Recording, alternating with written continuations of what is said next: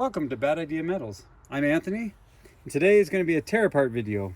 There's really not much here to tear apart. I've already looked inside the box, but I get some of the weirdest stuff, some of the oldest stuff. As a scrapyard, I like to satisfy my curiosity as to what's inside different things.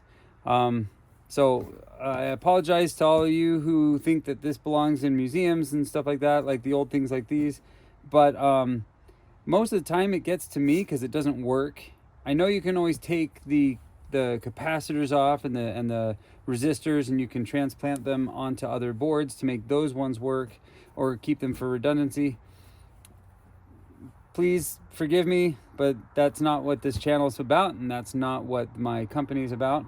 I am just a hobbyist that I like to destroy things for the satisfaction of seeing what's inside and then doing the recovery afterwards of like precious metals. So right here we have an Odyssey 2 microprocessor.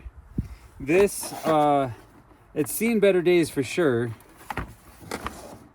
but we're gonna open this up and we're gonna look and see what is inside.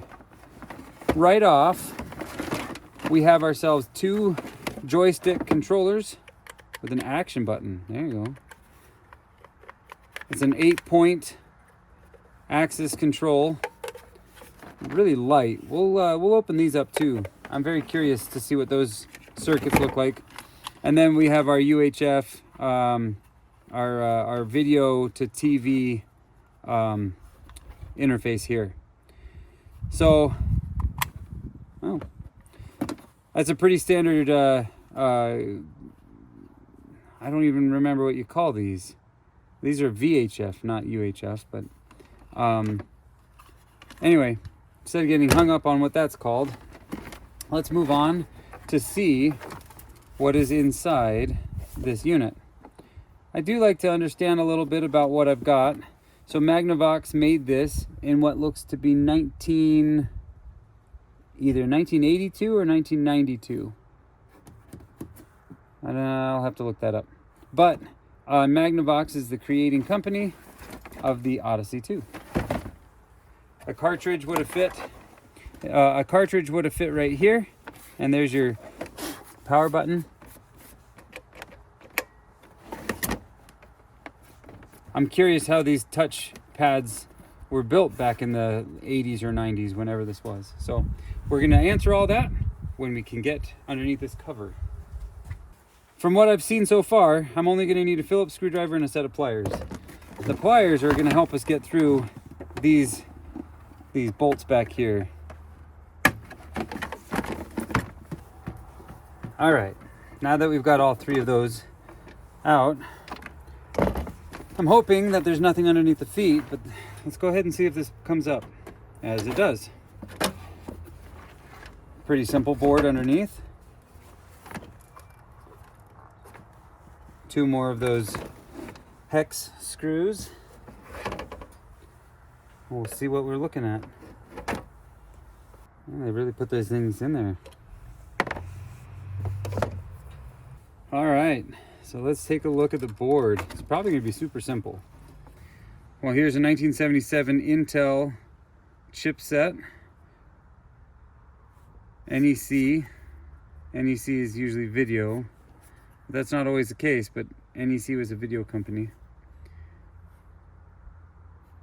Yeah, I don't see anything super fancy.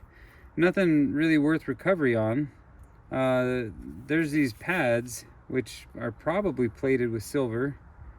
It could be tin, or it could be something else, but yeah, it's a very simple board. Nothing to it really.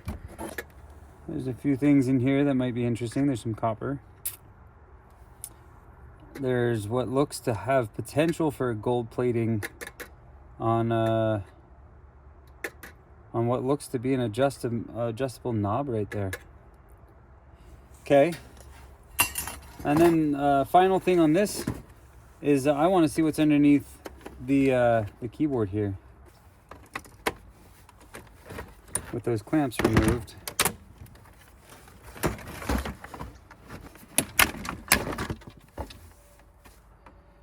Might be fun to hold on to.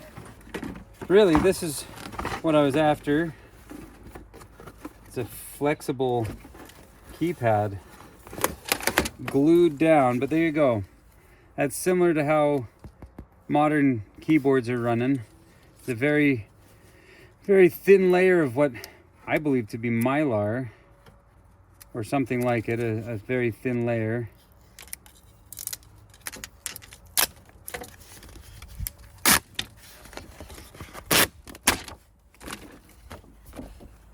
Huh. It's a sticker. It's just a giant metallic sticker. You can smell the glue on it. But yeah, it's just a giant sticker. And a transparent mylar sheet. At least I think it's mylar. Oh, I just ruined those contacts. Well, it's a good thing I wasn't trying to get this back together afterwards. But it's hard to say what that's going to be. Whether it's silver or something else. All right, so there's that. There's no significant transformer. The power must have come through a power brick. I'm not seeing any power management of any significance on this. It does have this capacitor. It has a rectifier on here. Interesting. Here's your crystal oscillator, your clock. But okay, let's move on to the controllers. All in all, so far, I'm not surprised, but I'm not terribly impressed. The technology is extremely basic. That said, it's above my head. I could have never made this. But okay, let's take a look.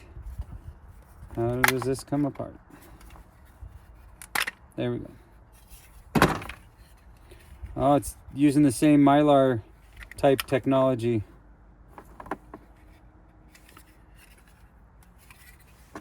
Let's see if we can pry this off.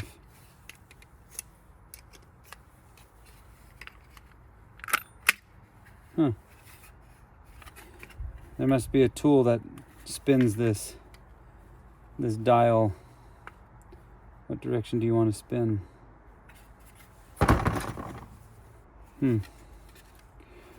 Well, regardless of which direction it wants to spin, I'm fairly confident that this is going to be no different than the keyboard, in that everything is pretty much contact points on the circle here. I'm curious if I can get underneath it by just looking. Yeah, there's nothing on the underside of that circuit board. I was very curious to see how it made the connection, but it's cut. It's connected pretty strongly with this clamp, this plastic wheel right here. And I've hurt myself doing things like this before. You force a tool into your hand, it's not worth it to me. I can see already that it's not going to be worth a ton of my effort to get it out. All right, so my quick assessment. What is this thing worth? Well, sadly, it was probably worth more functional. A lot more functional. Because what I'm looking at here, at best, we have a few silver contacts. There could be some gold bond wire in some of these, but I doubt it. I just doubt it. The good news is these connectors, these pinned IC chips here, are removable. So I can add them into my collection with ease without having to depopulate the whole board.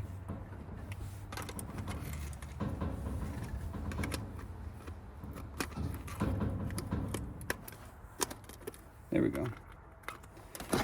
1977, huh? That's fun. I may keep this one. Just for fun. But yeah, there you go. Okay.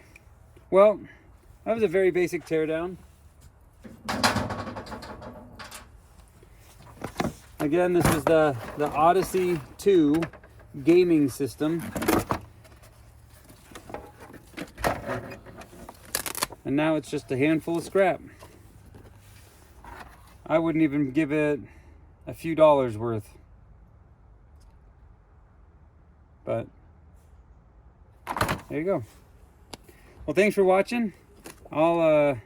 I'll post another video here pretty soon of a different teardown that I plan on doing. But this is just a quick one for today. And good luck out there scrapping. Stay safe. And we'll see you in the next video. Good night.